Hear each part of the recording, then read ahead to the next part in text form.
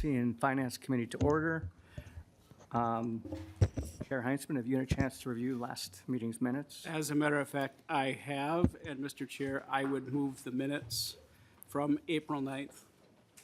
Are there any additions or corrections to the minutes? If not, all those in favor say aye. Aye. Oppose? Motion carries. First up on the agenda, we have House File 4787. Chair Heintzeman.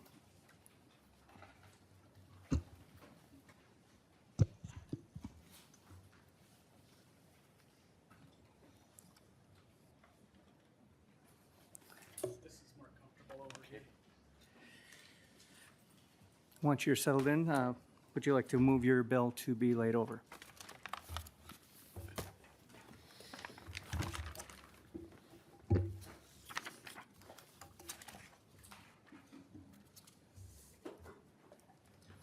Mr. Chair, I would move that House File 4787 be laid over for possible inclusion in a future bill. All right, your bill is before the committee. Please proceed. Thank you, Mr. Chair. Members, like to bring before you a issue that has been just next door to my district and been proliferally aware of it for quite some time as we've been trying to figure out a path forward. There's a lot of information here, so as we have questions today, I hope members feel free to just go ahead and kind of get through that, because I think that together we can kind of get a better picture as we try to process all of the different things that have happened over the course of quite a long time. We have quite a tradition in Minnesota. I think we could argue today that we work to provide access to landlocked properties. And really that's what we're here to talk about. The Prinsons have spent the last 2 years, that's the most recent effort, to gain access to a landlocked property. They requested an 865 square foot easement from the DNR in exchange for total control over 1.7 million square feet of land within the rec area. We've talked many times about Cuyuna and the mountain bike trails in the rec area. The Prinsons have received support from all the local stakeholders, city, county, and most importantly, the rec area's Citizen Advisory Council. One of the big questions that comes up immediately is, what do they want to do with the land? And we have a lot of documentation in your packet to go through if you're interested. And bottom line, the exact same thing that the DNR has proposed over the years. And that's to build small cabins to support the rec area and the local economy.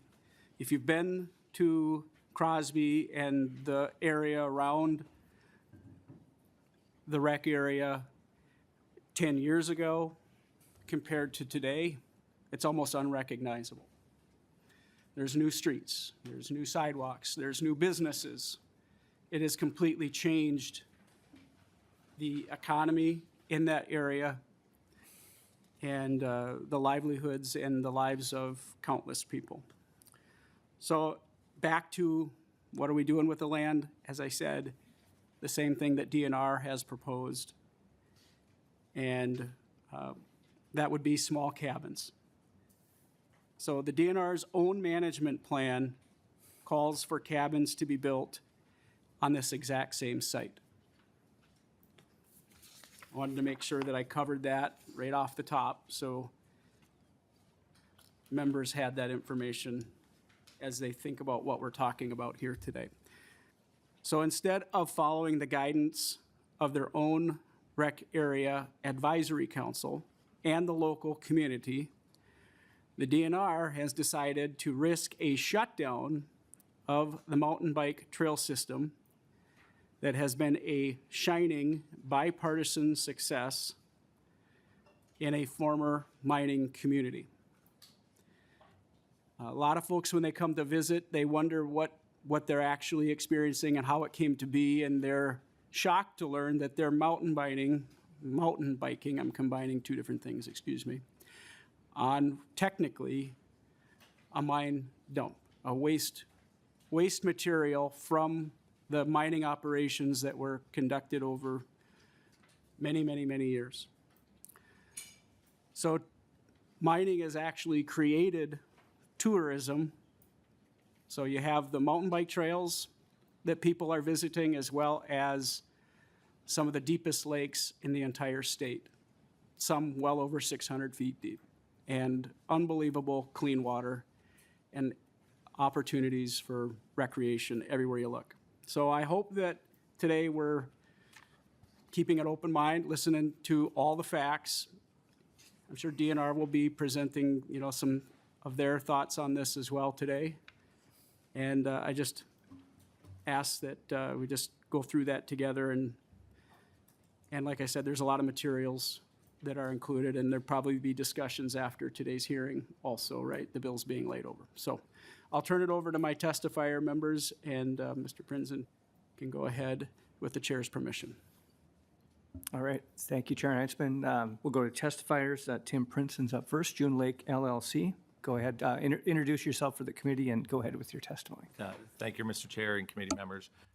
My name is Tim Prinzen. I'm here today to request your support to unlock a landlocked property in Crow Wing County and to save access to the Crow Wing County State Rec Area's mountain bike trails.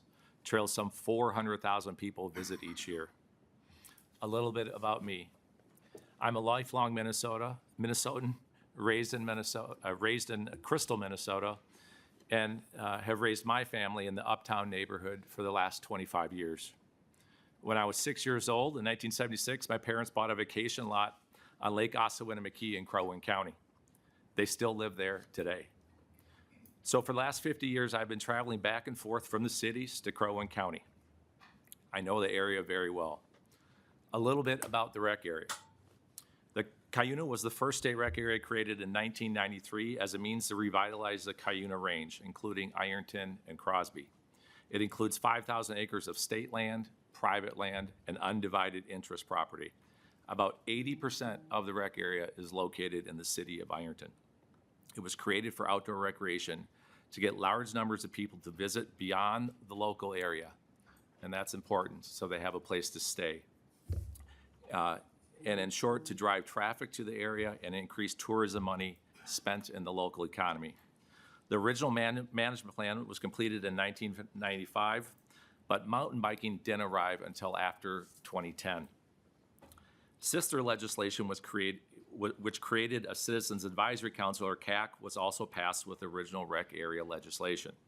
I imagine the CAC was created because local folks and their legislators were concerned that the DNR would not pay attention to the people who knew the area best, the people of Crow Wing County, Ironton, and Crosby. The CAC has 13 members made up of the local community, including the state senator, state rep, Chamber of Commerce members, IRRB, Economic Development Board, School Board, etc. Fast forward to today. Why am I here?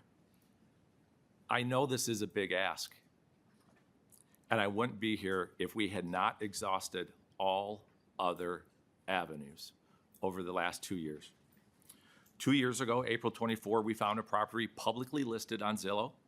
It had been listed since August of 23. It's about 60 acres of property located on a little 100-acre lake called June Lake. It has about 6,000 feet of shoreline and is next to the mountain bike trail systems we love to bike. But there's a catch. It's landlocked. It's located in the rec area and surrounded by DNR-owned land.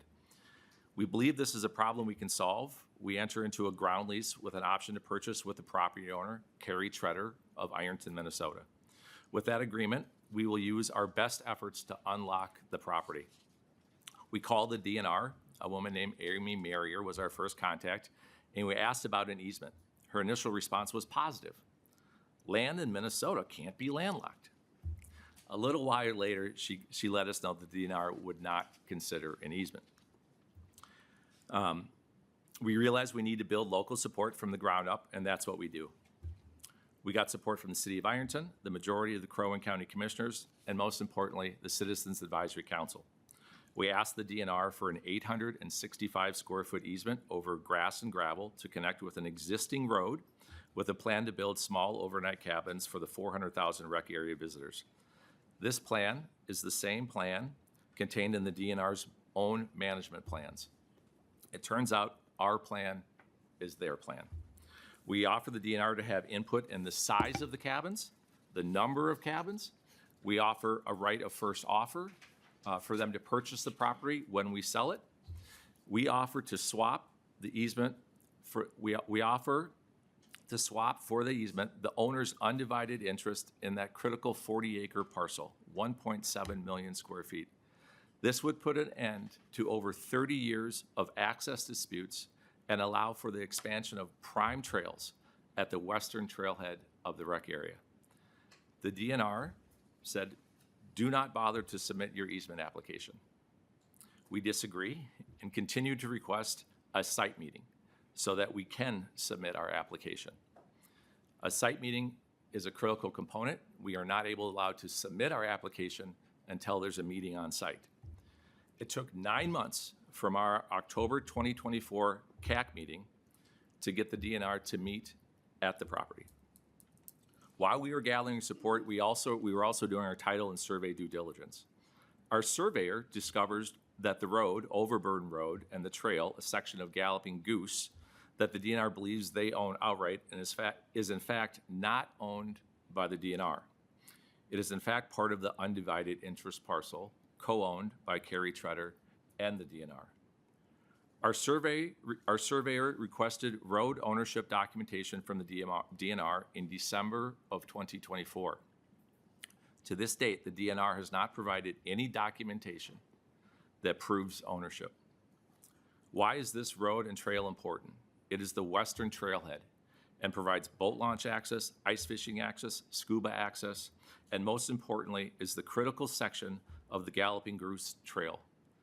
Losing this section of trail would be like losing Interstate 494. It is the main mountain biking loop for the entire trail system. Now the DNR has a problem. How do they continue to access the trail over private property? We have a solution. Swap the undivided interest ownership for an easement in the landlocked property. Plus, allow them input in the size of the cabins, the number of cabins, and a right of first offer when we sell the property. Instead of accepting this solution, they deny the easement application and ignore the access problem. What is the reason for the denial? Their statement is granting an easement will cause significant adverse environmental or natural resource management impacts. But how is this possible given the road that we want to connect to already exists and the use that we are proposing is the same use outlined in the DNR's own management plans? We are left to conclude the DNR wants to own this property. When a government entity restricts access in a way that diminishes the practical use and value of private land while positioning itself as the only viable buyer, it raises serious concerns. Even without formal eminent domain authority in the rec area, such actions can function as a de facto or quasi-taking. This is not a case of private interest opposing public use. Quite the opposite. The proposal enhances public ownership, expands trails, supports local economic development, and aligns with the long-term recreational vision of Cuyuna. It is balanced, forward-looking solution that protects both the land and the public's ability to enjoy it. The members of this committee should ask why a proposal that delivers more land, provides forever access, and a carefully stewarded development plan is being set aside. A reasonable path forward exists, one that respects property rights, advances public recreation, and preserves the character of this remarkable place. Yesterday, we had a good conversation with Commissioner Stroman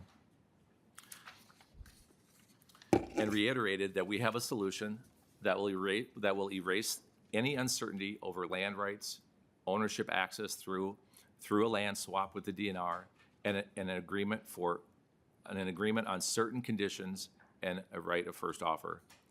Based on yesterday's conversation and additional information, the commissioner let us know that she is going to consult with her staff and review prior decisions. Once again, it is our hope that the DNR changes course and agrees to a conditional land swap that benefits all parties. But if not, it appears the only way to avoid a shutdown of the trails and a calamitous effect to the local community is for passage of legislation. I encourage you to review the information provided in your packet. I thank you for your time, and I'm here to answer any questions that you may have. Thank you. All right, thank you, Mr. Princeton. Next up on my list here, I have Ann Pierce from DNR, Director of Parks and Trails. If you could step up, introduce yourself to the committee, and proceed with your testimony.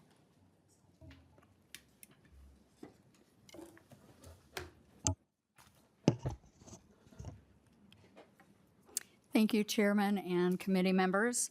I'm Ann Pierce. I'm the Director of Parks and Trails for the Minnesota DNR. The Department of Natural Resources has concerns regarding the proposed bill language. The action under consideration conflicts with the establishment of Cuyuna Country State Recreation Area Management Plan. June Lake LLC submitted an easement application to the DNR on August 2025.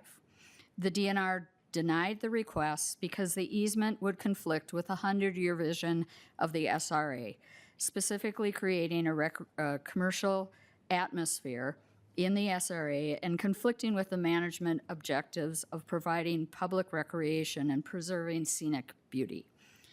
The management plan outlines the statutory boundary and highlights that when lands are included in the boundary, it is with support of private landowners and local units of government. Without this support, private lands are not included. June Lake in-holding property was included in the statutory boundary in 1993 with support of the owner of the property at the time. The property was then sold to the current landowner's husband in 1994 and more recently leased to June Lake LLC, both after the establishment of the SRA. The current owner and June Lake LLC were both aware of the property did not have legal access. Furthermore, placing an easement across state-owned land for private commercial use would set a concerning precedent. It would increase the likelihood of similar requests for access to landlocked parcels across Minnesota's state parks and recreation areas, where more than 800 such parcels exist. Implementation of the proposed action would negatively impact the high-quality outdoor recreation experience that the DNR has developed, particularly the mountain biking system within the recreation area, which has been carefully designed in alignment with the management plan. Thank you very much. All right, thank you. Is there anyone in the audience who would care to testify? If not, we'll go to member questions. I don't see anybody stepping up. Member questions? Chair Fisher. Thank you, Chair Burkle. A couple of questions I have is, this being in the state recreation area, in terms of private lands when they're within, what kind of attempt does the state make to purchase and acquire the lands in the process when they're up for potential purchase? Yes, so the state does make offers when there are willing landowners. The state has the ability to offer what the appraised value is for those parcels, and it's sometimes at 10% above that. Chair Okay. Fisher. Thank you, Chair Burkle. So in the state recreation areas, it's kind of like first opportunity, and then you folks then pass if you're not able to come to an agreement on the price? So can you repeat that last part? I'm sorry. I'm sorry, going back, so in the state recreation areas, you make, when there's a willing land sell. So in this instance, was there an opportunity, or did the transaction happened, you did not have an opportunity before the transaction occurred. Yeah, so I may not have the exact date right, but when this went up for sale, we did offer to buy it for the appraised value plus 10%, and that offer was not taken. Okay. All right. Thank you. And then one other quick question is, we've got the property of the undivided interest where there's, if I'm understanding it right, there's joint interest between the landowners and the state. Is that very common across this, with other areas in the state? Have you had that happening with other state recreation areas or state parks where you've got that shared interest, or is this really a very unique situation? It is more common in the SRA at Cuyuna than it is in other parts of the state, but it does happen in other parts of the state. I could get more information on that about how common it is, but I know at that SRA it is more common. Chair Fisher. Thank you. And in those kind of situations, thank you, Chair Burkle. In those kind of situations, does the state ever do anything trying to take care of that divided interest, or how do you folks usually deal with that in that kind of situation? I'm asking because this is very unique as we see it. I'm just trying to find out what has precedence been like elsewhere in the state on these issues. Yes, so I can give you an example of this actual parcel. When it was first identified that this would be an SRA, that was much more divided. And over the course of the years, we have purchased those sections of that divided interest. And now it is 1/24th with Ms. Treader and 23/24 with the state of Minnesota. So those divided interests have been purchased over time. Okay, thank you. Sure. Would either of Chair Heintzeman or Mr. Princeton like to respond? Thank you, Mr. Chair. I'd also like to have Mr. Princeton address that question. It's an important one. I'm glad that it was brought. And if we could also, that would be great if Mr. Princeton could, Mr. Chair. Mr. Princeton. Thank you, Chair. A couple things on the timeline. The legislation that created the rec area was in 1993. Jeff Olson, who is the partner of Kerry Treader, purchased it in 1994. The management plan was not created until 1995. And so, yes, while the rec area statute was created in 93, Mr. Olson had no idea what the plan would be for the rec area because it wasn't created until 1995.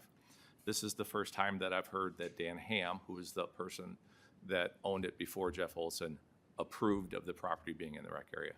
That may be true. I had just never heard that before. I did talk to Dan Ham before I got involved in the project. With regard to undivided interest, our calculation is that there are 580 acres. The placemat that's in your materials calls out that there are 580 acres of undivided interest in this state rec area.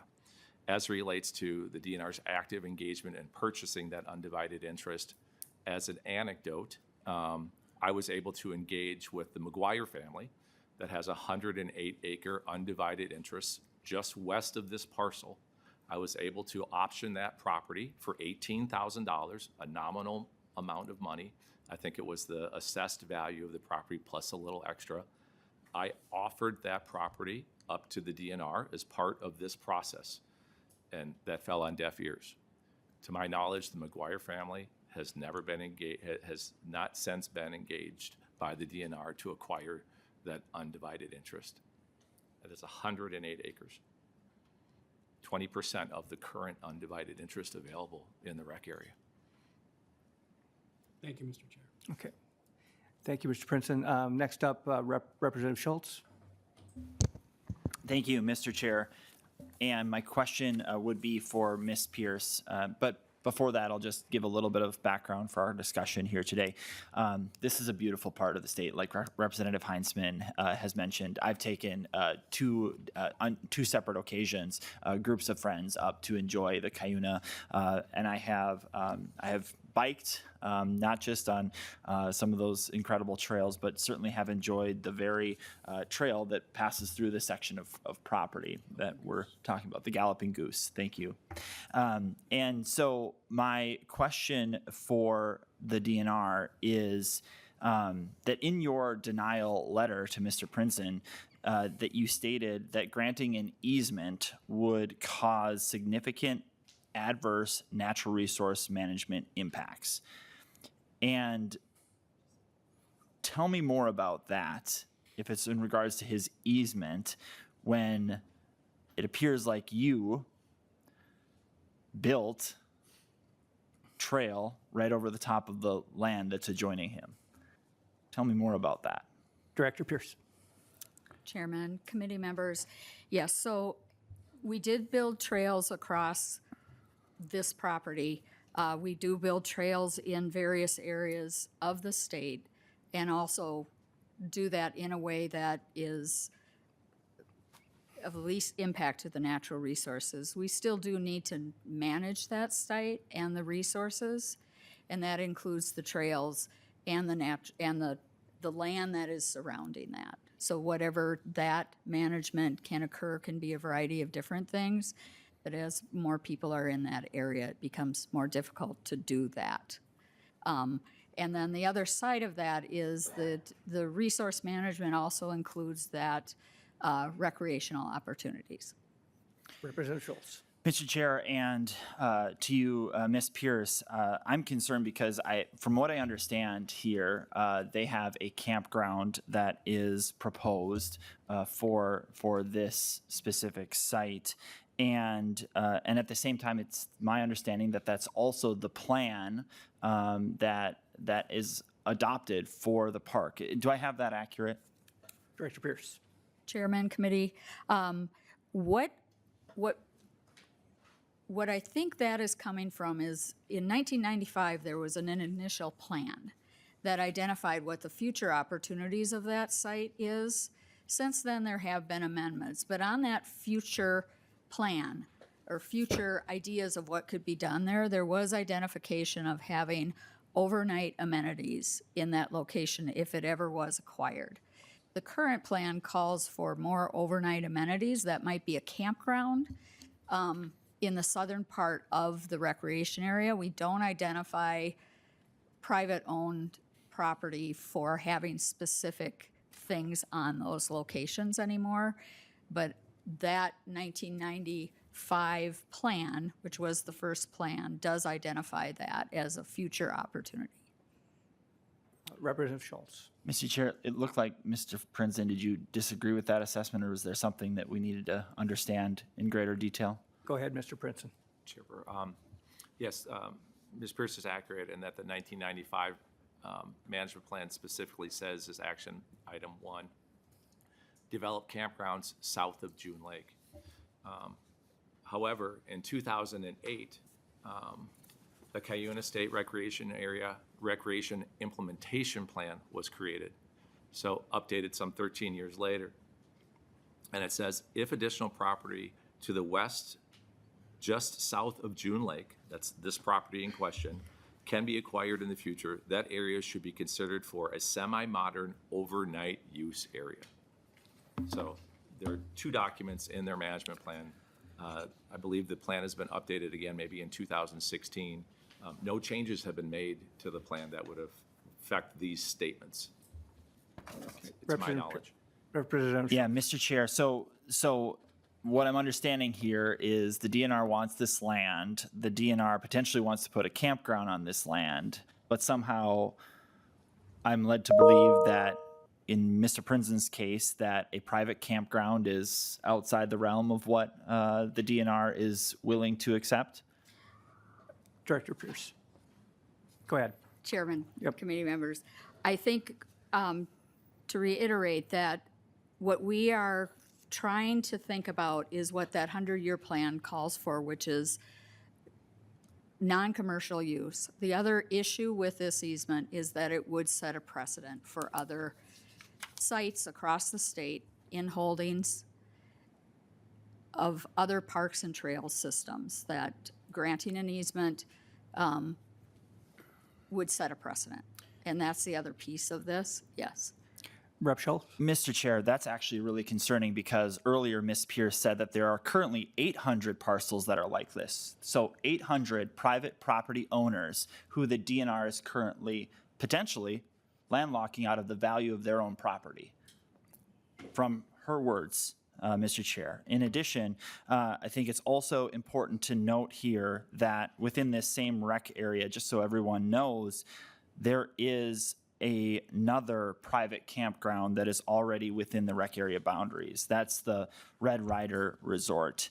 And so why is that okay and this instance is not, Ms. Pierce? Director Pierce, go ahead. Chairman, committee members, in the situation of the other overnight stay area, that has access to it. That's a private in-holding that has access to it. We are not trying to prevent private owners in creating what they want. What we are doing is looking at, is it the role of the state to facilitate that development with resources of the state, being in this case the easement? Rep. Schultz. Mr. Chair, I recognize that there's probably a lot of other questions around the table. I will just make note that, to my knowledge, from the information that I've reviewed here today, it sounds like the DNR might have built trails over the undivided interest property without the support of all of the property owners of that undivided interest property, Mr. Chair, without that approval, which is certainly concerning considering they're trying to stop this additional development. Representative Gilman. Thank you, Chair. And I will just come in here again, too. So thank you, Ms. Pierce, for coming today to testify. I would just ask, what do you need from the what do you need from us?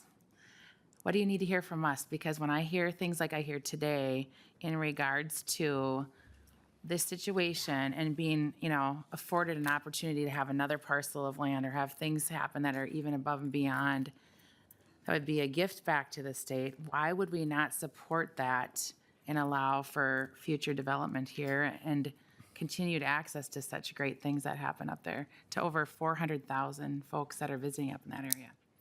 Director Pierce, go ahead. Chairman, committee members, we are definitely willing to keep working with June Lake LLC. The offer of that specific property came up later, and we are definitely willing to keep talking and figure out if there's a way forward for this. Rep. Gilman. Thank you for that. And then can we put a timeline on that? Because when we talk about willing to keep working, and it's been years, and it sounds like there's been a lot of folks trying to get to the table and hearing that there's been months of not having communication back and forth.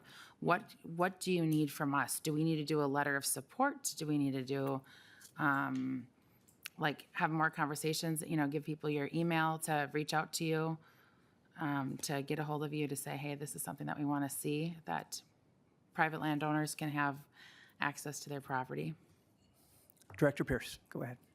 Chairman, committee members, in the process of doing this, there's been initial conversations. We've had those conversations and told June Lake LLC what they needed to do. We did meet with them in February, and then we met out on the site again. These are things that we have to go through reviews, and they do take time. And, again, we're willing to keep talking about this and working on it. Thank you. Rep. Gilman. Okay. You're done. Thanks. Representative Finke. Thank you, Mr. Chair. Just a couple of questions. First, and this is maybe for Chair Heintzeman or maybe for research, but have we ever done this where we pass a easement via legislation to resolve a property dispute? Chair Heintzeman, do you want to take that? Thank you, Mr. Chair, but I would probably have to get back to you on that. I believe that it has been done, but I could give you specific examples at another time. I think that it's fair to say that this effort has been ongoing for decades. The previous owners, prior to the leasee, have attempted to access their property, and DNR has repeatedly, I would argue, stalled. And been at times negative. As we just heard, the request was denied just recently. And we're kind of at our wits' end trying to figure out, well, what should we do? And it is unusual that we're here today having a hearing talking about accessing private land. I acknowledge that. So it isn't normal for this committee to have this kind of a bill in front of us, but it has been because of the frustration that has built over time when you have very similar accommodations provided adjoining the rec area, and for reasons that just don't make sense. I mean, Representative Figge, we've even had folks at DNR tell us that this shouldn't move forward because there may be a mining interest that we couldn't, apparently because of that concern, move forward. And that is a risk that Mr. Prinzen is willing to accept. That at some point, apparently, DNR believes they may want to dig up the rec area and mine it to reprocess the ore. And so I guess I would just say that it is unusual, but it's also quite a extreme circumstance, and that's why I drafted the bill. Representative Finke. Thank you, and thank you, Chair Heintzeman. I can appreciate that. And it just feels to me like, why this is here and not in court? Isn't that what we do to solve land disputes? Have you taken this to court? Mr. Princeton? Take that. This was adjudicated in 1995 by the previous owner, and I'll paraphrase what the ruling was. It was a status quo. So we will let the current access that Mr. Olson enjoys and the current access that the DNR enjoys the same. We'll keep it status quo. Since that period of time, ownership around that parcel has changed, and the DNR has gained control of all of the property around June Lake. And if I might address the question with regard to the unusual nature of this situation, what this bill really does, what it really does is it keeps the trails open. It allows for access to be created, and it stops the shutdown of the trail over the undivided interest parcel. It does what the DNR has been so far reluctant to do. And so I would say, most importantly, the last thing that I want to do is damage the trails, damage the riders, damage that community. That's what this bill does. It keeps the trails open. All right. Representative Finke. Thank you so much. I appreciate that. I don't know. I'm just going to be honest with you. I don't know anything about the history of this, right? I do love the area. I've been up there. It's beautiful. But that's not what the bill does. The bill does is grant an easement, right? And it doesn't say the bill doesn't say you're going to put cabins there. And the bill doesn't say anything that any of you are saying. It just grants an easement to a property owner. And I'm very uncomfortable with the idea that we would do that via the legislature, not to minimize the pain and problems that you have felt, but like, it's an easement. It doesn't do any of the things Representative Schultz was talking about, just grants an easement. So anything can happen on that afterwards. And I've been reading through the testimony here, and it seems like many people in the area are very concerned. So I just think legislatively, it doesn't make sense to me that this is the solution we've been looking for. Thanks. Chair Heintzeman, would you like to respond to that? Yes, thank you, Mr. Chair. And Representative Finke, I appreciate that sentiment because there's some complexity to this issue, and it's tough to process all of that having it just presented to you today. We do have a long tradition in Minnesota of respecting property rights, even in inholdings. And Mr. Prinzen is trying to resolve this issue, arguably over this divided interest. DNR made a mistake, and as a part of this agreement, that could be resolved through this bill. You know, anybody can characterize something any way they want. But from our perspective, that issue could then be resolved and continued access to the Galloping Goose as it is today would remain. We're talking about 860 square feet approximately of land that could be impacted by this easement or is impacted by this easement. And it's absolutely in keeping with the DNR's own plan going back as far as 1995 and the plan that's presented to the local community should access be allowed. It's really hard to understand how this isn't just an effort by DNR to smoke out the current ownership and acquire the land through this process of denying access. They do not have the option, DNR, of acquiring in holdings via eminent domain. So apparently this is the plan. Just deny access. Next up, Representative Jacob. Oh, thank you. Were you done? Were you finished? Okay. Representative Jacob. Representative Jacob. Thank you, Chair Burkle. So coincidentally, in my neck of the woods, the situation has been reversed, where the DNR has had property that's landlocked and they want to cross private property. And it's amazing what a different attitude they take when the shoe's on the other foot. It's really a double standard. They've consumed county attorney's resources, they've consumed taxpayers' resources.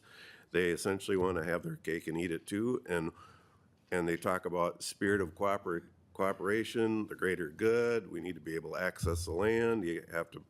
So I'm just having a hard time understanding why when things are one way, the DNR wants to assert their authority, and when they're on the other end of the situation, then they want spirit of cooperation. They want to consume taxpayers' resources. They want to do everything they can to have the access they want to have. So I just think it's unfortunate that it needs to come to this for this to be resolved, but that's where we're at. Director Pierce, do you want to respond to that, or there's not really a question there, but no, There's you're not good. really a question in that. Next up, I've got Representative Gottfried. Thank you, Mr. Chair. And I think this question is for Director Pierce. You've heard, and I've read in a lot of the testimony that this, legislative granting this would set a precedent. I think you called it a concerning precedent. For the public record, can you talk a little bit more about like what is the concern with setting that precedent? What are the implications of setting that precedent? What are the consequences of setting that precedent? Why is setting this legislative precedent from your perspective, from the DNR's perspective, a poor idea? Director Pierce. Yeah, I can speak to that. If we look at the state park and recreation system, like I said, there's over 800 parcels. Those are within the centers sometimes of our systems. They are something that could have, if a bill like this goes forward, this is something that we could have individuals requesting that access for other commercial developments, whether it's a restaurant in the middle of Hettagooch or something along the lines of a bed and breakfast in the middle of another state park. The statutory boundaries of the park and recreation system are set in legislation. When those are set, the landowners within that are notified that their parcel will be in there and they're allowed to disagree with that. There are situations where people have, and if you look at our park system, they have cutouts in them, and those are for that reason. And so that is where our concern is. Chair Heintzeman, did you want to respond as well? Yeah, I would. Thank you, Mr. Chair and Representative Gottfried. I think it's important to note for the committee and for the record that this bill in no way tells DNR that there's some kind of new statutory process for in-holding owners to come and demand access. It doesn't do that. But your question's fair, and I would just point out that this process has been extremely challenging, and the committee here today is hearing this issue, it's being laid over, and even then, it's not decided, even if we all agreed. This is challenging for anybody to come to a legislator and say, I want to build a restaurant inside of Tattaguchi. I don't know that that would go very well. We're talking about something that is entirely different, and the process is extremely challenging, and we'd have to come to some kind of agreement to move forward. I don't think that that sets a precedent, except that in extreme circumstances like this one, a legislator could author a bill and have a conversation about this issue, which may be uncomfortable for an agency, but it's up to legislators to go through that process together and figure out if it makes sense. And if it does, fine. If it doesn't, also fine. So I hope that that addresses that, because that's a question that even I had as I am learning about this issue. You know, what am I getting myself into? And as I learn more and more and more of the details, I'm going, this is really dumb. Why isn't the agency willing to work with folks who are trying to do, I would point out, not at taxpayer expense, build a campground and manage it for the good of this community? So here I am presenting the bill. Representative Gottfried. Thank you, Mr. Chair, and thank you, Chair Heintzeman, for that question. Because you actually preempted what my next question was, is like, why is this not setting a precedent? So you saved a question there. I guess I just want to drill down a little bit deeper about the concerns that the DNR has. You mentioned a lot of things that could happen as a result of this. Is the concern with other property owners coming up and trying to replicate the same process, administrative burden? Is it threat to natural resources? Is it like, what is from your perspective, the bad thing that happens if this legislation is passed? Director Pierce. Chairman, committee, just to clarify, are you saying, what is the concern about the precedent? Is that what your question? Yeah, Rep. Gottfried. is? Okay. Yes, that's correct. Sorry. Yeah. Yeah, I think there's a number of things. One would be creating a perpetual Swiss cheese. Right now, there is somewhat of a Swiss cheese landscape in our state park system.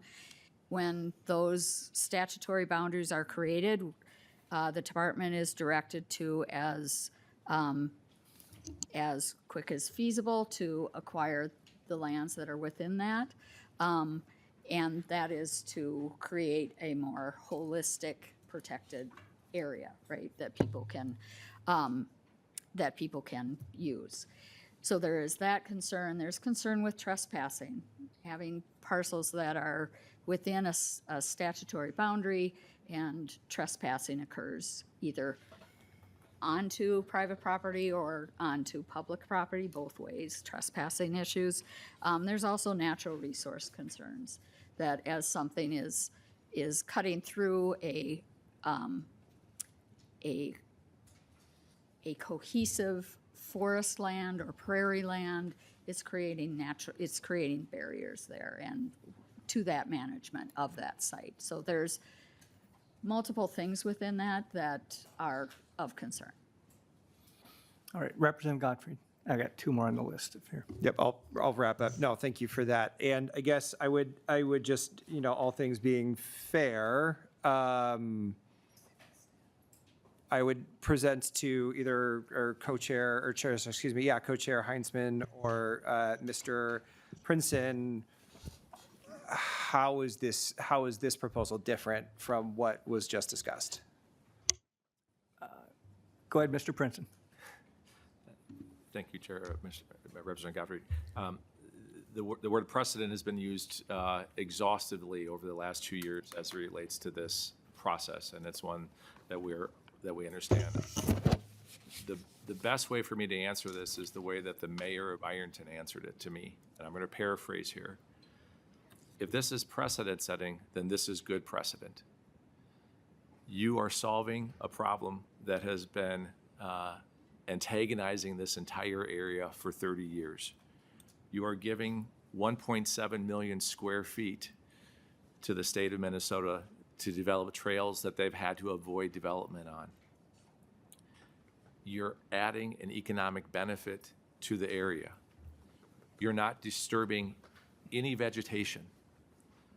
The road that we want to access is already there. It's already traveling through the rec area. The use that we have is the identical use that they have in their plans. It's not a restaurant. This is not, we're not creating the 100-year phrase that's used in the original plan, that they use commercial atmosphere. We are not proposing a commercial atmosphere. Our use is the exact same use that appears in the rec area today, both in campground and yurt form. We're not proposing a commercial atmosphere. This is not Madden's or Craigen's or Grandview. This is silent sports, something that we hold very near and dear, and something that we want to help. So totally different. This is not precedent setting. And if it is, it's good because of what it accomplishes. Representative Gottfried. Yeah, thank you, Mr. Chair. I appreciate both answers to that. I will note there's a lot of folks in the Silent Park, the Silent Sports Society, the mountain bike group, that appear very opposed to this. So I'm curious about that. I don't need to comment further on that, but I am curious to hear why that may be, given your stated stewardship of that particular type of sport. Mr. Princeton. Chair, Representative Godfrey, I assume the folks at Red Raven, Patrick, asked many people up in Crosby, Ironton, up on Cuyuna, to send in what I would call a form letter with their concerns, if that's what you're referring to. I'm meeting with Patrick and that community tomorrow up at Red Raven, and we'll I think express to them the difference between what their perceptions are of this bill and what the reality of it is. Unfortunately, with the bill, it's a long legal description, and it doesn't include a sketch of where the actual easement is. So they don't have this information. I've since provided it to Patrick. Patrick will provide it to the community up there, and I will meet with that community tomorrow at the Red Raven. I also have another meeting with the CAC tomorrow night at 6 o'clock, and we'll be updating them on this situation. So my community engagement continues, and Patrick and I will, I think, come to an understanding of why this is good. That's my hope. All right, Representative Nelson. Thank you, Mr. Chair.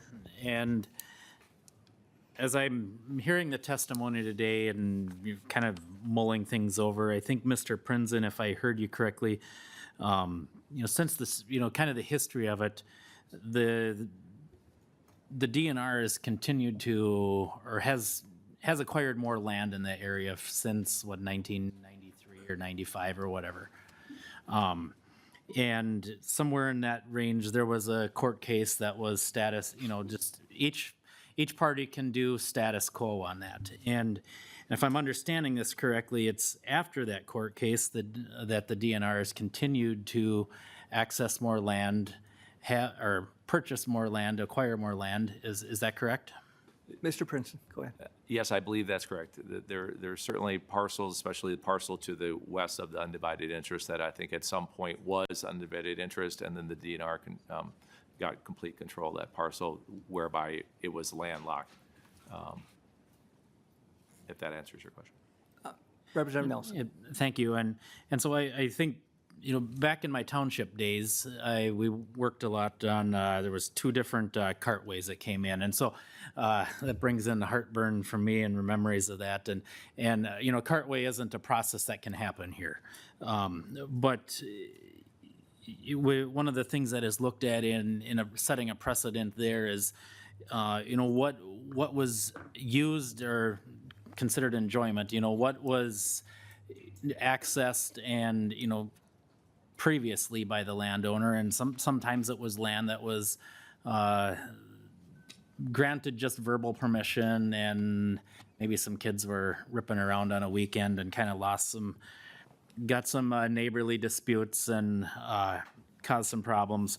But what has ended up happening out of that is cartway was filed, and so the looking at what the enjoyment is, and as I'm seeing this, it appears that there's been what I would call an enjoyment by the DNR. The status quo hasn't stayed the same necessarily for the DNR.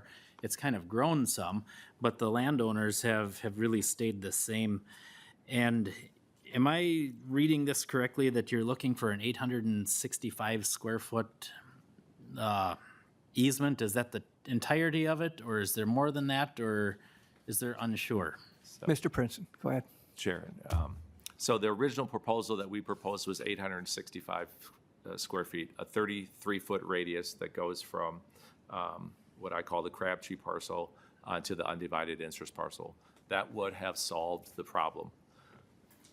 What this easement does is utilizes, we've heard that people would prefer to have the trail or the road on Hallpack Road, a road that parallels Overburden Road. So what this easement does is it does that. It follows Overburden Road, and it stays off of, in large part, the undivided interest parcel. So that is the difference. Our original proposal was yes for 865 feet. We have that in your packet, and I think a good visual. All right, Representative Nelson. And thank you for that. I think that was helpful clarification. And I think as your probably the bigger desire is to be able to use the hard pack road as your if I understand, or maybe I'm phrasing it wrong, but the hard pack, following an existing road, so there'd maybe be an additional easement beyond 865 square feet. But, your 865 square foot, radius is 33 feet by roughly 26 square feet. So roughly the size of this table right here is, the area that if that was granted, your enjoyment of the property could be complete. And yet where the DNR is holding this up, and, I have a question for the DNR here. There was a comment that you had given the appraised value. Is that the appraised value as to what the landlocked property is? Director Pierce. Or like what is the appraised value and the criteria behind determining that value? All right, Director Pierce, go ahead. Chairman, committee members, so what the DNR can offer an interested landowner is the appraised value of their property. And so that would be the property value at this time, or at the time that the offer was made, which was without the access, yes. Representative Nelson. Thank you. And, so without the access, a number of years ago, I bought on the land sale. It was approved through it was county-owned land that was tax forfeited. It was adjacent to my property. There was a number of other adjacent landowners, but there was no public access to it. So if anybody could have bought it, it was on auction, but it sold for the appraised value, which, being landlocked property, anybody else that would have wanted to purchase it would have had to provide an easement, and it would have been a great cost to that. And so for myself, that property was worth more than other people that came looking at it. It was, it's listed publicly. There were people that came by and would ask, how much it was to buy an easement through my property to get to that.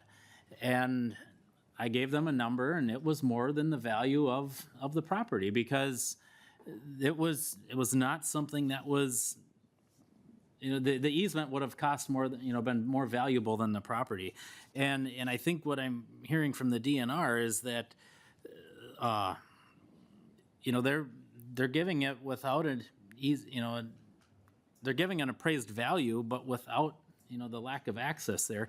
But the DNR is the one holding the cards that has the access to it. So just like the parcel that I bought, it was worth more to me because I have access to it. If a neighbor wanted to buy it that didn't have access, that wasn't an adjoining property owner, it would basically had to have been given to them to be worth it. And so that's where the DNR's value is incorrect, because they have an easement, they have access to it. And that's where I would argue that the appraisal value is wrong. And really, it comes in short of where it really probably should have been, because they had the access. So I think the frustration we have here that I'm seeing this, just like Representative Jacobs said, is that these precedents that, precedence isn't the correct word, but what ends up happening in situations like this is why the distrust happens in greater Minnesota, and probably here in the metro as well, for the government. Because they've got you over a barrel and there's no way out, and so we're gonna smoke you out until either nobody else buys it or you're done. And when you hear people talk about what DNR stands for, we hate it when they say it's do nothing right, because there are a lot of things that are right that the DNR does. But this is an instance that I think the grant, it's kind of embarrassing that this bill is even before us. This access should have been granted by the DNR a long time ago. And for our last question, Representative Warboss. Thank you, Chair. And I guess my question would be to Ms. Pierce, and I'm just curious because it doesn't seem like it would be a lot, but what is the likely cost to DNR to grant that easement? Is there Director actual Pierce. monetary cost? Go ahead. Chairman, committee members, are you asking what it costs us to go through the process, or are you asking what it would cost the landowner to purchase an easement? Representative Process. Warboss. Okay. Chair, process, thank you. Process. Director Pierce. I can get you information on that. I don't have it off the top of my head, but it takes time and review and things like that. Okay. Yep. Okay, I appreciate it. Chair, another. Go ahead. I guess a lot of the points that I was going to make have been pretty well made by now, but I would just like to say that, where I come from, in my district, we have Redhead Mountain Bike Park. It has now become a destination. We have, in my opinion, world-class mountain biking up there. I took Rep. Mahamud up there this past September, hoping to get David Gottfried, Representative Gottfried up there as well, maybe this summer. I would love to get a chance to go out to Cuyuna. I've heard good things about trails out in Crosby. But the beauty of the development of these spaces and the mineland reclamation that has happened is it's just shown one more opportunity for the public to get out there, to get outside. We put a lot of value on being in the outdoors, and not promoting the kind of private partnership that we could be getting with the Prinsons on this. It's not even a partnership, it's just access. Access is a good precedence. And I applaud their efforts and staying in this fight, by the way. An enterprise that they have that will pay taxes, because, right now I assume they're paying taxes on their property, but you put cabins on that property and give people like me and Representative Gottfried access to that to go stay in those cabins and do that tourism. That's going to give this state an opportunity to collect more money in tax revenue from that family. So I just applaud your efforts. A lot of other things have already been said, and so I'll keep it at that. Thank you. All right, thank you, members. Co-Chair Heintzeman, closing comments.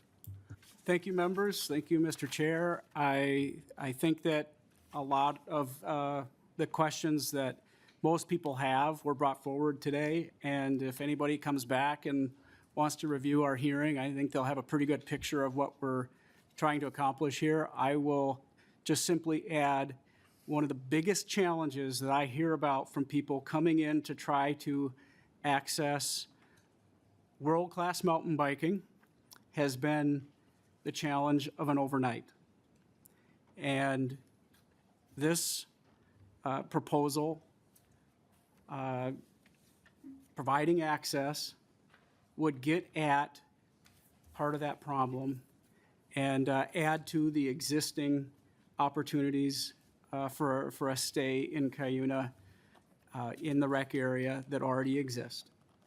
So thank you, Mr. Chair. I will end it there and renew my motion that House File 4787 be laid over for possible inclusion in a future bill. All right, Co-Chair Heintzeman renews his motion that House File 4787 be laid over for possible inclusion. The bill is laid over. Next up, House File 4261.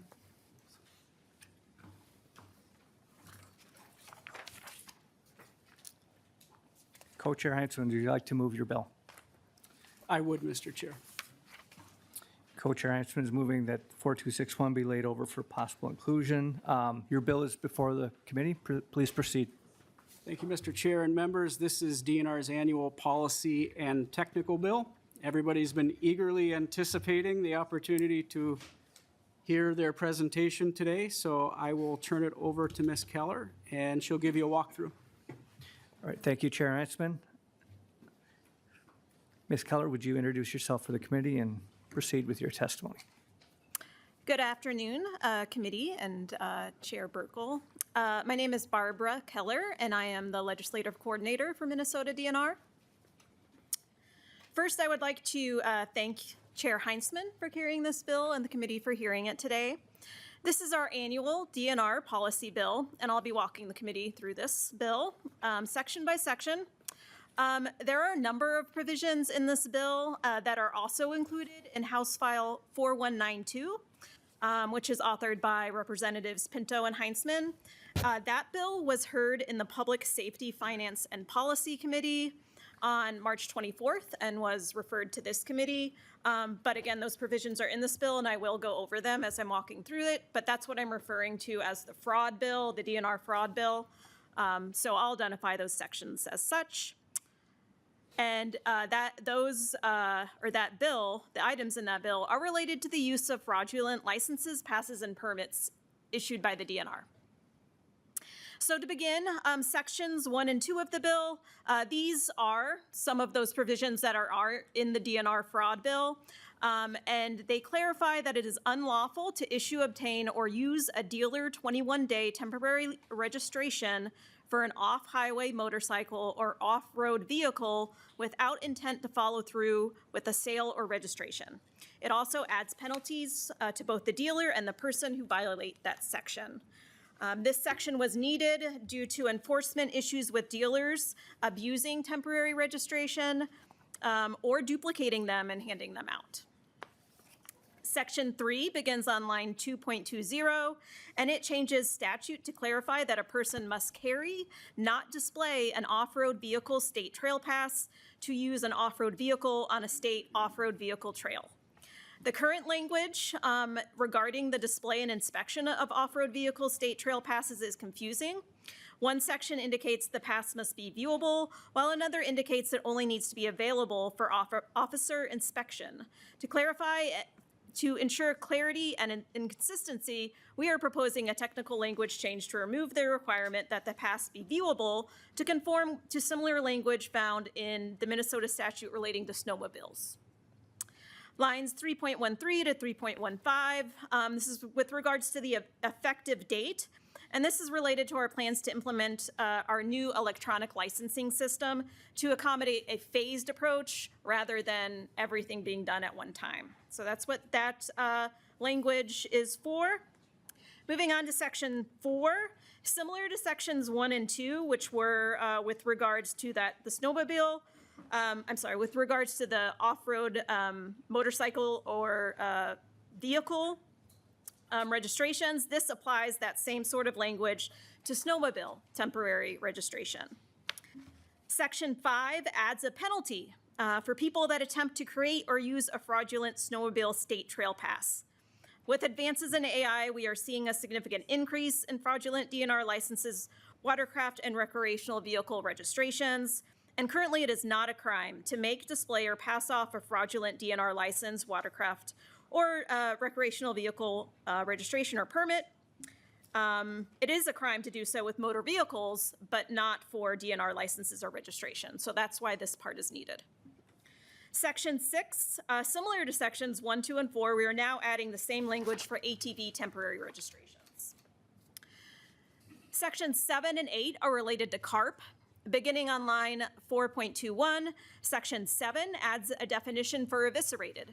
Section 8 adds clarification that a person may possess, import, purchase, sell, and transport certain species of carp if they are eviscerated.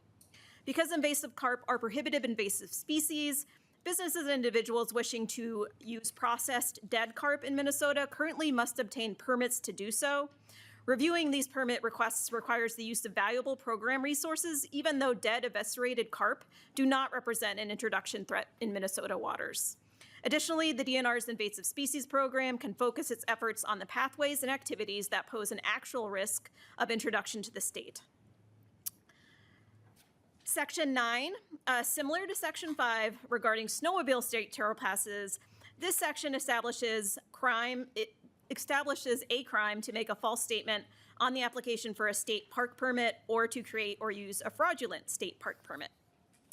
Section 10, similar to the previous section in Section 5, establishes that it is a crime to create, use, or display a fraudulent cross-country ski or horse pass.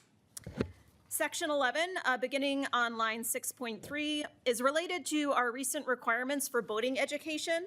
It expands the meaning of an exempt operator in reference to boating safety standards and allows someone exempt from the requirements due to age to supervise operation of a watercraft by a youth or to rent a watercraft. This has been a problem that's been brought to the DNR by numerous boat owners and motorboat rental businesses. Under the current law, if a grandfather born before 1988 and is exempted from the requirements wants to allow his granddaughter to operate his pontoon under his supervision, he's required to get the watercraft operator's permit himself, despite being exempt from the requirement. In addition to exempt operators who want to rent a watercraft, exempt operators who want to rent a watercraft are required to take the boating education course despite being exempt from operating their own watercraft. This proposal clarifies the intent of the original legislation and ensures compliance among users who wish to operate motorboats in Minnesota. Section 12 begins on line 6.21. This is a simple technical clarification on horsepower limit for young operators. Section 13 begins on line 7.2. This is a clarification on what people can rent or lease a motorboat. We cannot rent to people younger than 18 years old, and it clarifies that people can rent if they have taken the short boater safety exam within 180 days. Section 14, similar to past sections, this prevents a person or dealer from using a temporary license certificate for watercraft without intent to follow through on obtaining the valid license, and also adds the fraud provisions for watercraft licenses. Section 15 adds fraudulent provisions to apply to game and fish licenses and permits. Section 16, similar to the previous section, applies the false statement language for applications for permits in addition to licenses. And then Section 17 adds penalties for first, second, and third convictions for people that alter a license or make a false statement to obtain a license. Section 18 begins on line 8.2 and allows a person to ask the DNR License Center to voluntarily invalidate their license if they establish residency outside the state. We have received requests from people that have changed residency and meet residency requirements of their new location to invalidate their residency licenses they purchased here as residents, and we currently do not have a mechanism to do this. For example, if someone moves to North Dakota and establishes residency there and attempts to purchase a resident North Dakota angling license, if it was within the same angling year as when they obtained their angling license in Minnesota, and that was still valid, they could not technically get or qualify for residency and get that license in North Dakota. So this is just allowing us to invalidate that license if they request to do so. And they would be required to send us a request to make that change and invalidate it. Section 19 begins on line 8.24. This is a change needed for our new electronic licensing system and allows the issuing fee to be displayed on the receipt for the license rather than the license itself. Showing the license fee on the, showing the issue fee on the license was an issue for programming the new licensing system, so this just eliminates that issue. And then lines 9.28 to lines 9.3 clarifies when the section will become effective. Section 20, this is again in regards to carp. And it adds black carp to the list of invasive carp that must be reported to the DNR. While there have not been any reports of black carp in Minnesota, we do want to ensure people report them if their populations ever reach Minnesota waters to inform the state's management and removal efforts. This is an invasive species that was unintentionally introduced to the U.S. from Asia in the 1970s for use in aquaculture ponds. Again, not yet detected in Minnesota. We would advertise that this species was added to the reportable species of carp in the state via our fishing regulations and webpage. Section 21 adds burbot to the list of fish permitted to be taken by licensed commercial fishing operators from Lake Superior. Commercial fish harvesters in Lake Superior are not typically targeting burbot, but periodically find burbot in their gill nets. Because burbot are now considered a game fish, commercial harvesters are not allowed to retain and sell incidentally captured burbot. Burbot caught in a gill net often die while in the net or in very poor condition when the nets are checked, and therefore releasing the fish typically means they are wasted. There are human consumption purposes for these burbot, and this proposal amends the statute to allow commercial fishers to retain incidentally captured burbot, as it is allowed for lake trout. Section 22 begins on line 10.15 and changes the wording of water supply plans record requirements from unaccounted for water to real and apparent water losses to align with nationally standardized language. This is a technical change to reflect the industry standard language associated with water accounting. In moving to a more specific and complete understanding of a supplier's water system, no water should be unaccounted for. And this is a national standard used by other states using the same water accounting methodology.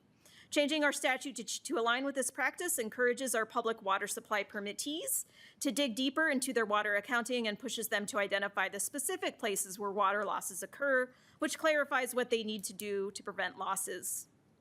Reporting real and apparent losses will help water suppliers make more data-driven decisions about where to invest time and resources into their system and conserve water, which is a critical resource, especially during times of drought, as demands of water are increasing. And this change does not impact what the DNR requires water suppliers to do, but rather how they report the results of the task. Section 23, this is the last section of the bill, repeals the Lake Superior lake trout expanded assessment harvest by zone requirement, allowing commercial operators to take Lake Superior lake trout without the assessment. Now that this population has reached management goals, the state is interested to provide flexibility in harvest. Lake Superior lake trout management has been a successful partnership between federal, state, and tribal governments focused on restoring and sustaining healthy, self-sustaining populations. In 2024, the Lake Superior Committee declared lake trout fully restored, a significant milestone achieved through decades of collaborative conservation efforts with the goal of maintaining these wild, self-sustaining populations for the long term. Modeled lake trout annual mortality rates in Minnesota waters were below the conservative threshold of 40% set in the 2016 management plan, which includes natural mortality, sea lamprey mortality, and fishing mortality combined. Fixed quotas in statute limits the DNR's ability to manage the fishery efficiently and respond to changing conditions. Removing these quotas would allow for more adaptive, science-based management while keeping the existing goal of maintaining total annual lake trout mortality below 40% firmly in place. All right, thank you, Ms. Keller. Are there any questions from members before we go to amendments?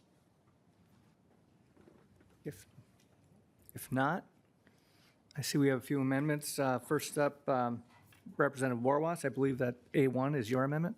That is correct, Mr. Chair, and I move the A1 amendment. All right, Representative Warwas, would you please explain your amendment? So basically, the amendment is about unexpired timber permits issued before March 1st, 2026. And the goal of it is upon written request to the Commissioner of Natural Resources by the holder of the eligible permit submitted prior to the expiration of the permit, the Commissioner must grant an extension. And these are the reasons for that. There's unforeseen factors that have caused a significant disruption in timber markets between the 2025 and 2026 winter season.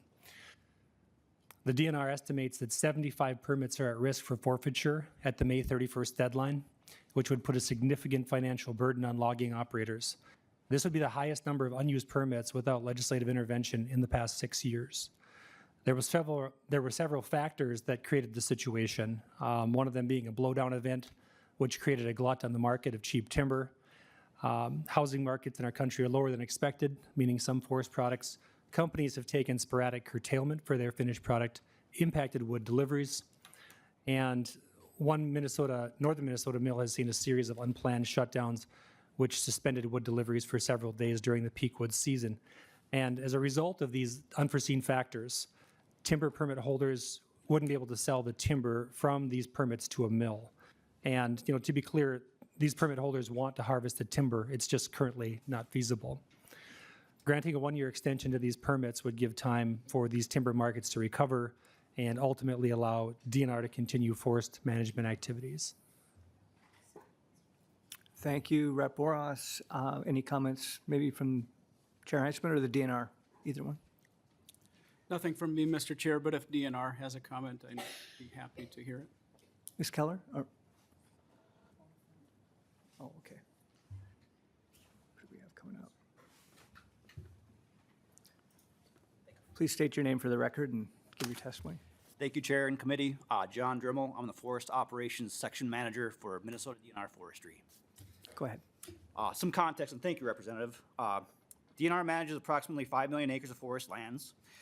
As largest dual certified forest landowner in the United States, FSC and SFI certified, our well-managed forests provide important values for Minnesotans, including clean water, wildlife habitat, carbon and climate mitigation, and forest products, obviously. Timber harvests are used to meet habitat and other forest management goals on each site, and that means in state forests, WMAs, state parks, as in the Bemidji Blowdown, Camp Ripley, national forests through Good Neighbor Authority, and other state-administered lands. This active forest management drives economic action in northern Minnesota. Forest industry is the fifth largest manufacturing sector in the state. Excuse me. This management is accomplished by loggers and foresters on the ground doing the work. Without loggers, DNR forest plans go unmet. So some context. As stated, once a logger purchases a timber permit from DNR, it's their responsibility to sell that wood to a mill. While ground conditions were very good this year, I agree, loggers often voiced limited opportunities to market their timber. We follow statutes, specifically 9151 and 191, and other related statutes, as well as supporting program policy to identify timber permits as 2 to 4 years in length to a maximum of 5 years for harder to access sites. Statute also allows DNR to extend any permit one time for 1 year if requested. Statute also allows DNR to grant special extensions in cases of widespread adverse conditions, like warm winters when logging access would cause damage to forest soils. So DNR works with permit holders to ensure sustainable and successful timber harvests. We use the 1 year extension when needed or requested. DNR sells 900 permits per year and maintains 1,400 to 1,800 permits sold and uncut depending on the time of year. On average, counting regular and special extensions, DNR extends 300 permits each year, or about 20% of all sold permits. Extensions for a good reason are not uncommon. However, it's concerning to provide timber permit extensions without a specific reason.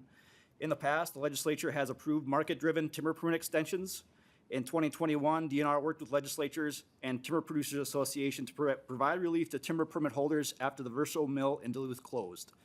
That targeted legislation supported those most affected by the mill closure. As written, this bill extends currently active and about 1,400 permits affecting 1.6 million cords of wood without a clear reason including 150 permits that were purchased as early as since last November and December. DNR is willing to work with the bill author to develop language reflecting market considerations for some timber permits while ensuring the DNR's sustainable management and fiscal responsibilities are met. Thank you. All right, thank you. Any other comments from Chair Fisher? Anything from you? Yeah, thank Chair Burkle. Thank you for the information. One question I have is would there be any kind of fiscal costs associated with this? Mr. Chairman. Thank you, Go ahead. Chair and Representative. We just got a request for a fiscal note. I understand. Typically, DNR charges 5% interest to provide a one-year extension. There's also potentially delayed revenue as these permits are extended. And as Representative stated, the loggers, the permit holders do make choices across agencies, counties, Forest Service, and even private lands on choosing which permits to operate. So there's potential for these permits not to get harvested in the end. We'd have to look into fiscal costs, though. Chair Fisher, you're good. Representative Warwas, to your amendment. Thank you, Chair, and thank you to the agency for that clarification or your comments. And I do appreciate being able to work with you, and I'm willing to work with you to narrow that language. So I will withdraw this amendment. Representative Warwas withdraws his amendment. Let's see, I see there's an A2 amendment. Representative Schultz, I believe that's yours. Thank you, Would Mr. like to Chair. explain your amendment. Yes, thank you, Mr. Chair. I do move the A2 amendment. Members, good opportunity right in front of us right now. If you enjoy being out on the lakes or the rivers across Minnesota, you know that in the most recent years, we have added additional requirements for boater safety. And the DNR has developed that software and that training. And if I remember correctly, this came online last year. And as a part of that, Mr. Chair, it has additional stipulations in law that kind of increase the age ranges of folks who have to or who are required to have this boater training. And it is my goal with this amendment that we strike the requirements that would be in July of 27 and July of 28, which would make for age ranges to go to the point of being 40 years old, and instead just return us to a little bit more common sense and say that if you're age 26 or younger, you have to get the training. But if you're older than that, your brain is fully developed and you can operate a boat safely in Minnesota, especially given your life experience. Thank you, Mr. Chair. Thank you, Representative Schultz. Your amendment is the A2 amendment is before us. Would the DNR like to make any comments before? Yeah, thank you, Mr. Chair. For the record, I'm Lieutenant Colonel Robert Gorecki, Assistant Director for DNR Enforcement. The DNR does have some concerns with essentially watering down the boating safety requirements for those 13 years. It is a phased-in approach, so it does give people that are a little bit older time to do that. And I just I just got this information actually just a couple days ago. We had in 2022, we had 76 boating accidents in our waters that year.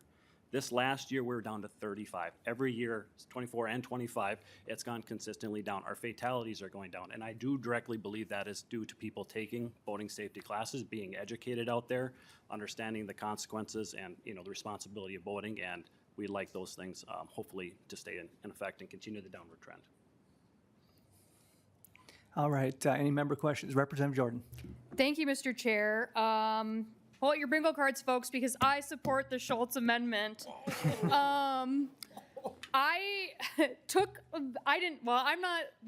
passenger princess myself, so I did not take the boat driving and boat operators class, but my friend did, and it took her 3 hours. She could have spent, and that was the minimum amount of time it took because there was an option to pay less to spend less time taking this test. If the DNR is offering people the ability to pay to get out of this test is not necessary. I also think it is just very ridiculous as someone in their late 20s, no, in their late 30s, to have to take these tests after we've been using and operating these boats for a while. And I do think it was just deeply offensive that the DNR was telling people that they could spend less time on, if they had a mandatory time that you had to spend on taking the test, and you could pay to get out of taking parts of that test. If you can pay to get out of taking this test, it's not necessary. So I support the Schultz amendment, and I think it's a good amendment, and I hope other members support this amendment as well. Thank you, Representative Jordan. Representative Purcell. Thank you, Chair Burkle. As a person who recently went through the safety training for hunting, and a person, if I would have been born 43 days earlier, would not have had to qualify for that. Off by 43 days. I guess I wonder from the DNR, what other kinds of permits or licenses is there, kind of the education piece required? Lieutenant Colonel Gurecki. Mr. Chair, Representative, pretty much all of them, ATVs, snowmobiles, obviously firearm safety. We do have safety programs for all of these with requirements with different ages. And that was one of the things with the phased-in approach, that this would be consistent, 1987, July 1st, would be consistent with our ATV recreation safety requirement age. Representative Purcell. Thank you. I'm trying to process this in real time. So is it true that there's different ages for all of these different things, but, and then I guess I'm wondering, I think I know the answer, but I'm wondering why it is that the DNR has this. Thank you, Mr. Chair. Lieutenant Colonel Gurecki. Mr. Chair, Representative, obviously we want people to be safe. We want people to be educated on how to operate whatever the machine is that they intend to use, be safe out there and responsible. There are different ages. Obviously, hunters, firearm safety is the oldest. It was enacted a long time ago. Obviously, if you're handling firearms in the field, it's important. The boating one is kind of the last one to come in, and we wanted to make it consistent with the ATV one, which was otherwise the last one in 1987 with the requirement of that year. Representative Purcell, anything else? Are there any other questions? Chair Fisher, any comments? No? To your amendment, Representative Schultz. Thank you, Mr. Chair. Thank you, Representative Jordan. Glad to have you on board. And That's and with this regard, I actually want to ask the DNR, why is it that you have a policy that you can pay more money to have a shorter amount of time? Lieutenant Colonel Gurecki. Chair, Representative, that's a good question. That was intended for people that are going to one-time rent a watercraft versus somebody that's going to own and operate one. We agree. I think that's something that we need to look at and clarify, because it should be the same. I agree with you, Representative. Representative Schultz. Mr. Chair, Representative Jordan, my apologies because I didn't bring this as a standalone bill that we could have passed all the way through on its own, gotten full bipartisan support, and made sure that every single millennial especially could see the benefits of this bill. But we're going to have to work and make sure that this happens this session. So with that, I appreciate the support around the table and would just ask for the DNR to be a little bit more wise in the way that they roll out programs. Representative Jordan, you look like you want to speak. Yes, thank you, Mr. Chair. The reason why we rent a boat is because we're not rich enough to have boats. That's, we're not rich enough to buy a boat, so we got to rent a boat for one day because myself and my girlfriends cannot afford to rent and maintain and own a boat. So actually, boat rental people are the people who have less money to spend on these tests. So yeah, this is a good day for millennials. Unfortunately, we are adults who need things like retinol, but we don't need to take more boat licensure courses. So I think we've probably beat this, but I really do have a strong concern about the idea of paying less. It's not a safety thing then. It's not about safety if you can say, well, we'll just charge people to skip parts of this test. That's just actually charging poor people who can't afford boats more for that one day a year they get to be on a boat. Thank you, Representative Jordan. We're going to go to the vote. All those in favor of adopting the A2 amendment, say aye. Aye. All those opposed, nay. The amendment is adopted. I see we have one more amendment, the A3 from Representative Schultz. I believe it's yours. Thank you, Mr. Chair. I move the A3 amendment. I will hopefully quickly highlight for members why this is an issue. This relates specifically to fishing licenses and small game licenses. This particularly was brought to my attention in the fish house, and I did text Assistant Commissioner Meyer with regards to this. But essentially, what happens is if you're in the fish house and you buy yourself a fishing license, and it's, let's just say, January 15th, and you buy that fishing license that you paid the full year-round cost for is only good for 6 weeks, as your license expires on February 28th. And you then no longer have the opportunity for the rest of the calendar year to use your fishing license. So my amendment says that we should make it so that when you purchase a license, this allows for your license to run for a full calendar year, no matter the date that you purchase it. And then in the year 2026, we should be able to do this, even inside of government. Thank you, Representative Schultz. The DNR have any comments on the amendment? Mr. Chair, members, for the record, Bob Meyer, Assistant Commissioner, Department of Natural Resources. I did have an opportunity to speak with Representative Schultz about this amendment. As you may recall, our fishing season starts, fishing opener this year, it's May 9th, runs to February, the third weekend in February of the following year. Small game season starts middle of September, September 12th, I think, this year. Depending on the season, I think rabbit season is open until January or mid-February the following year. So Representative Schultz is right. If a person only does ice fishing or they buy a fishing license in January to go on a trip, that license right now is only good till the end of that season. They need to buy a new one for the calendar, for the fishing season year. We are in the process of doing some work, simplification work. You'll see something in our press releases coming out here shortly, initiating just a public input process on how do we simplify our hunting and fishing regulations, our licenses that are offered seasons. This would be something that I'd be interested in trying to bring into that conversation and get some public input on. Administratively, we could count those licenses. It would be a little delay depending on when they would be bought for that, for our federal aid, which goes on calendar year license sales. We would need to reprogram our electronic licensing system, but that certainly is not out of the question as well. So I guess what I'd like to say is we are interested in talking about this more, and we're going to put it through a public input process. All right. Thank you, Assistant Commissioner Meyer. Any questions from members? Co-Chair Fisher. Thank you, Chair Burkle.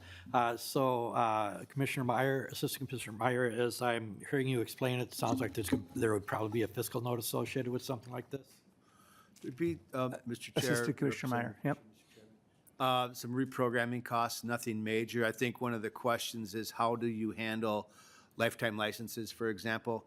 My grandchildren have lifetime sporting licenses, and that would be for a small game and a fishing license. So, I mean, we'd have to figure out some of those intricacies of this issue, because the way that those are collected right now, the money comes out and goes into the corpus based on those cycles. So just a couple of things that we need to consider as well. But fiscal impacts would be minimal. It's more making sure right now I hear from a lot of people, oh man, I didn't buy my fishing. I didn't realize fishing season closed, or they're all crappie. You can still fish crappies after the big game or the big game fish season closes in February. It's open year round. And they forget that, right? So it's just making sure to remind people, hey, if you bought your license on a calendar year versus a seasonal year, and right now it's easy to remember, oh, I need a new fishing license. It's the beginning of a new fishing season. It may require somebody to go back and actually look. Obviously, when we inspect somebody's license, we're always looking at the name, date, all of those types of things. So no impacts there, but making sure people understand it's your duty to know when your license expires then, rather than the season. So, all right, Chair Fisher, any further? And from what I understand, what you were saying is you're looking. Thank you, Chair Burkle. You're taking a look at getting public input and probably coming out with some kind of recommendations going forward on the whole process. Then, Assistant Commissioner, Mr. Chair, Co-Chair Fisher, yes, we will. We are anticipating coming back to the legislature probably next session with a fairly large package of redoing some of our licenses. Super sports, you have the conservation fishing license, you have things like that. We used to have the all seasons deer license, right? But we offer over 400 different licenses within our ELS system, which is one of the challenges we have to get the new system up and running, making sure those 400 products are available, are working, and they all interrelate to each other, right? So we would like to see that reduced, simplify. So that's why we're going to do a big public input process, and this would be part of that. So. Chair Fisher. Thank you. Chair Hansen. Thank you, Mr. Chair. Just a prediction, I think, having run a licensing system before is when you go to a calendar year or you go to a birth date, expire on a birth date, you'll actually probably have more non-compliance because people forget. You probably also have less money coming in because you have people who purchase during the year, and if they go around the clock, it'll probably reduce the number of licenses. So I think you will have a fiscal note, whether it's anticipated or not. And simplification needs to happen. I would encourage reducing the number of options versus trying to accommodate the exception. Because trying to accommodate the exception, you create more needs for exception. And we do things, and then the people who made the change are gone, and then we forget why we did them. And I just hesitate to encourage a birth date or a purchase if somebody buys the day of opener on May 10th of 2026 and it expires on May 9th of 2027, they may not remember that, and then they get picked up. So just my 2 cents worth on it. I think there's a lot of unintended consequences that come, but I do believe you need to reduce the number of options. Assistant Commissioner. Mr. Chair, Representative Hansen, thank you for those comments. I think there is a fear that we would receive less revenue, especially on a fishing license. A lot of those are bought, like if you're going to go for the opener, you're going out of town for the 4th of July, or it's a great, very nice Memorial Day weekend. Those are years we see more sales. Also, someone who has a license that's in effect until a certain day may think that, oh, I can do that activity until that date, right? So there is that seasonality check as well.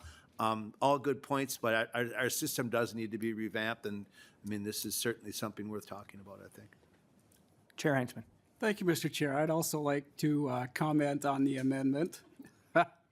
I think we could make the converse argument that those that buy a license in the calendar year, in the example that's being addressed in the amendment, would think they already have a license, and you could have more non-compliance due to that, arguably.